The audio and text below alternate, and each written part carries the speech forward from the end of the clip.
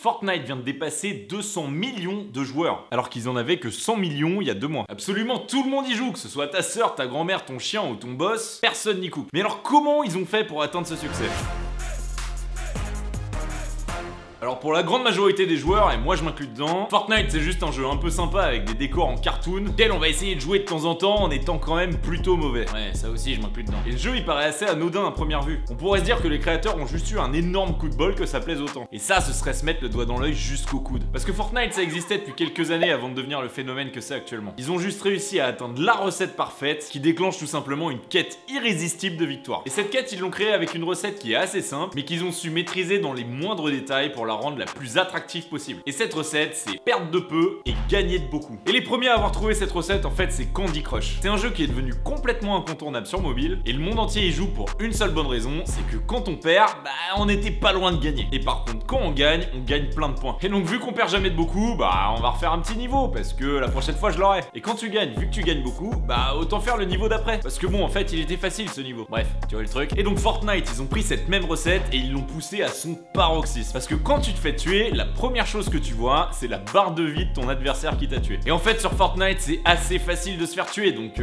ton adversaire, il était souvent à une balle de perdre. Et donc tu finis souvent comme ça. Ah, mais j'aurais pu l'avoir, j'étais à une balle. Donc là, tu te dis que la prochaine fois, c'est toi qui gagneras. Et t'y retournes.